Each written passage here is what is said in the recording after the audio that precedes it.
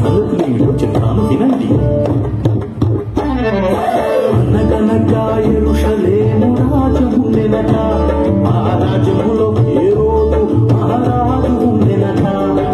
తెలిపిరి హేరోదుకు యేసురాజు పుట్టెనట, హేరోదే రాజుగట వేరే రాజుల కూడదట. అయ్యో పాపం హేరోదు ఆట సాగలేదట, యేసురాజుని చంపకోరి ఆటగాడి చేసినట. తంటాలేవి కూడా సారలేదట, యేసురాజే మహారాజుగా పూజింపబడినట. ఇది కథ కాదు, ఇది కథ కాదు, యథార్థముగా జరిగిన సంఘటన. విభజింపబడను